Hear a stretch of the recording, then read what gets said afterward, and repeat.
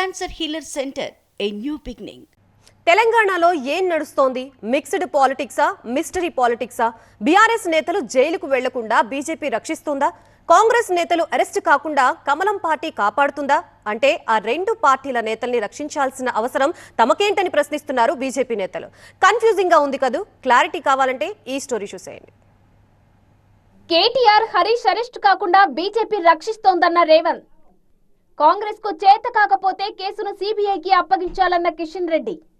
తెలంగాణ రాజకీయాలు phone tapping చుట్టూ తిరుగుతున్నాయి. బీజేపీ, బీఆర్ఎస్ కుమ్మక్కయి కేసును నీరుగారుస్తున్నాయని సీఎం రేవంత్ రెడ్డి ఆరోపించారు.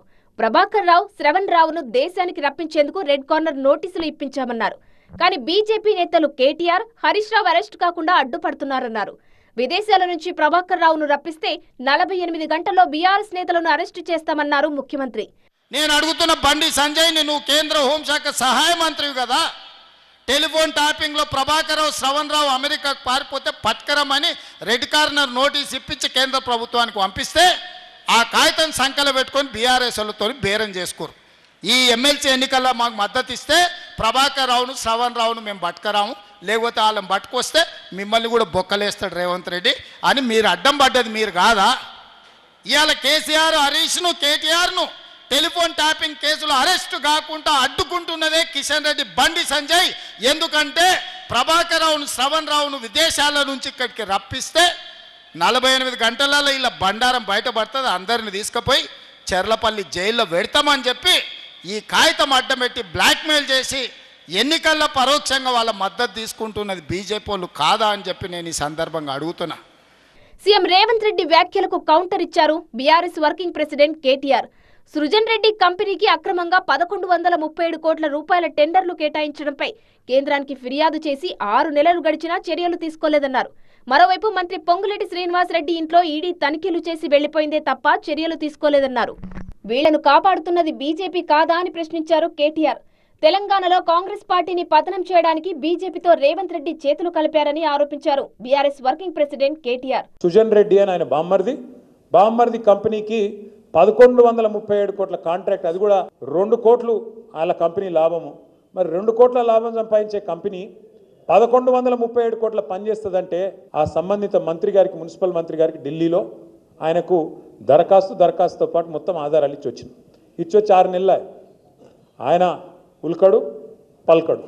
అట్లే ఇక్కడ పొంగులేటి శ్రీనివాసరెడ్డి గారి ఇంటి మీద ఈడీ రైడ్ అవుతుంది.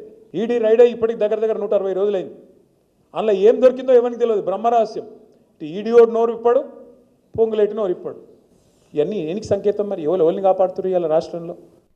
కాంగ్రెస్, బీఆర్ఎస్ నేతలకు స్ట్రాంగ్ కౌంటర్ ఇచ్చారు కేంద్ర మంత్రి కిషన్ రెడ్డి. ఎవరినో కాపాడాల్సిన అవసరం తమకేంటన్నారు. ఫోన్ ట్యాపింగ్ కేసును బీజేపీ సీరియస్ గా తీసుకుందన్నారు. కాంగ్రెస్ కు కేసును డీల్ చేయడం చేత కాకపోతే సీబీఐకు అప్పగించాలని డిమాండ్ చేశారు కిషన్ రెడ్డి. భారతీయ జనతా పార్టీ ఆఫీస్ లో పనిచేసేటువంటి సిబ్బంది ఫోన్ ట్యాపింగ్ జరిగింది, సినిమా యాక్టర్ లో ఫోన్ ట్యాపింగ్ జరిగింది, భార్యాభర్తల మధ్యలో ఫోన్ ట్యాపింగ్ జరిగింది. ఇందులో ఫోన్ ట్యాపింగ్ జరిగిన తర్వాత బ్లాక్మెయిల్ చేసి డబ్బులు వసూలు చేశారని చెప్పి కూడా ఆర్ఎస్ అయిన వాళ్ళు చెప్పారు.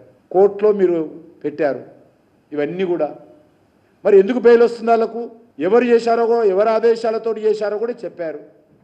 అయినా కూడా మీరు చేతులు ఎత్తేసి ఈరోజు కేంద్ర ప్రభుత్వము విదేశాల నుంచి తీసుకురావడం లేదు అని చిన్నపిల్లలాగా మాట్లాడితే దీనికి జవాబు ఏమని చెప్పాలి? ఏ రకంగా చెప్పాలి? మీరు చేతనైతే దర్యాప్తు చేసి దోషులను శిక్షించండి, లేకపోతే సిబిఐకి ఇస్తే సిబిఐ చేస్తుంది. బీఆర్ఎస్ తో జత కలిసి ఫోన్ ట్యాపింగ్ కేసును కాంగ్రెస్ ప్రభుత్వం నీరుగార్చింది కాబట్టే ఈ కేసులో అరెస్ట్ అయిన వారికి బెయిల్ వచ్చిందంటున్నారు బీజేపీ నేతలు. తాము బీఆర్ఎస్ నేతలను కానీ, కాంగ్రెస్ నేతలను కానీ కాపాడడం లేదంటున్నారు కమలనాథులు. Cancer healer centre a new beginning.